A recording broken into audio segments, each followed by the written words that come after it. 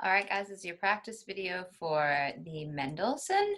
So if you're following along in your course pack, we are now in Module 3, which doesn't mean a whole lot now, but the three main topics for Module 3 are mode mixture, the Neapolitan, and hemiola. So keep that in mind as we kind of traverse this melody. We are seeing chromatic pitches that are mostly the result of mode mixture. So let's take a look at this first phrase. Completely diatonic. I'm not worried about your ability to sing this one at all. What I do want to focus on is how the first and second phrases are the same and how they're different. So if we're looking at this first phrase, in comparison to the second phrase, they are incredibly similar. Where we do differ is initially, the biggest difference we have is that we have a chromatic pitch here. So if we're talking scale degrees, we're in E flat major, so it's a lowered scale degree 6. And if we're talking about harmony, scale degree 6 is one of the pitches that we look for when we're dealing with modal mixture. So if we're talking about harmony, we actually saw a flat 6 here in the piano part as part of a mixture 4 chord. And we see it here again as part of a mixture 4 here, and then a big mixture 2/7 here. So that flat 6 is coming in as a mixture pitch. Let's think about, I'm not too worried about you navigating the 5 to flat 6 because that's just an easy peasy half step. But I do want to workshop this interval here. So here we are in E flat. And I'm going to start you right here. So let's talk about how we might navigate that motion from flat 6 to the 7 below, because it's a pretty gnarly interval. So you're starting here on Fa. Fa, sol, la, si, do. See if you can find tonic before you go looking for the leading tone, right?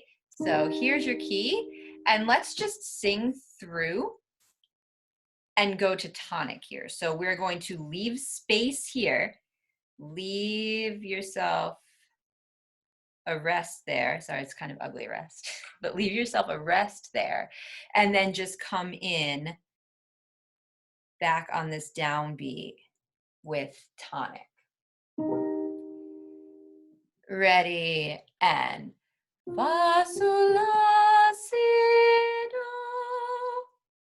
mi. So you know where tonic is. Now, in that gap, now stick that re in there. So stick the leading tone in right underneath where you know that tonic is. Let's try it one more time. 1, 2, 3.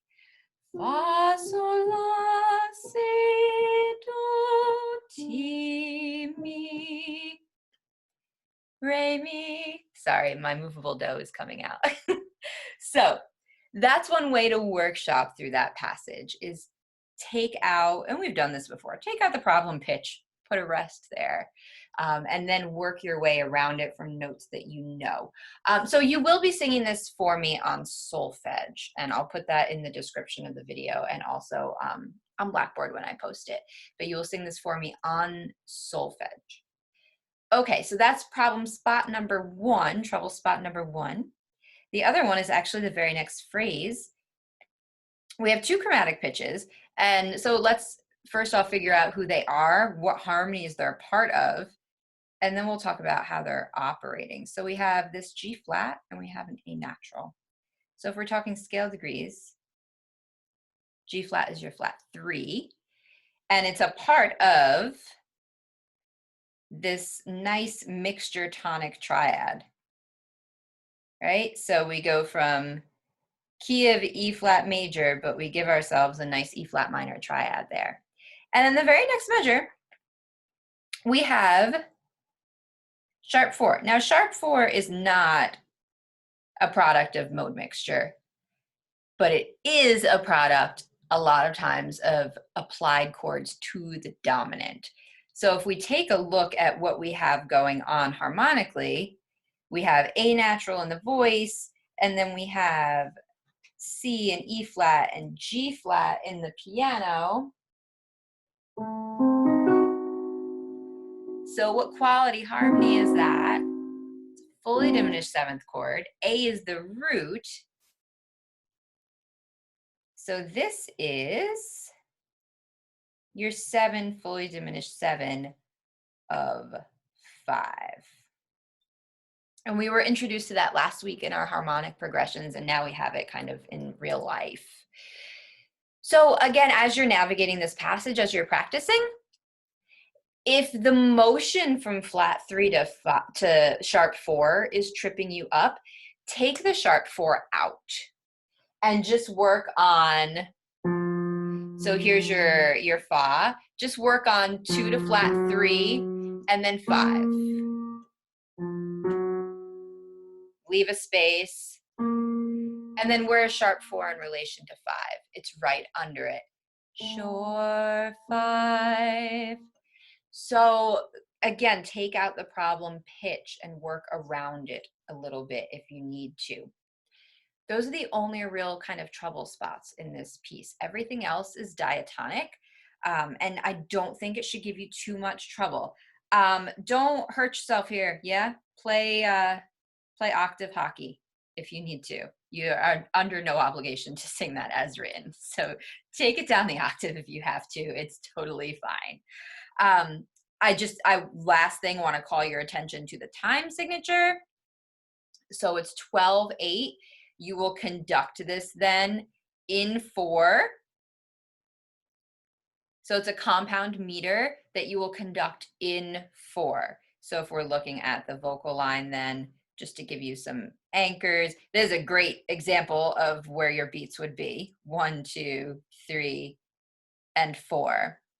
But keep in mind that it is a compound meter, just with a conducting pattern of 4 rather than 2, which is what we're most used to with 6/8. Okay, that's your crash course in this piece. There are some really nice recordings of it around, so I think if you get a sense of the harmony underneath, it'll also help you. It's a cool piece to analyze if you want to. But hopefully that gives you enough of a head start. Hop into office hours if you've got questions. All right, bye, guys. Bye.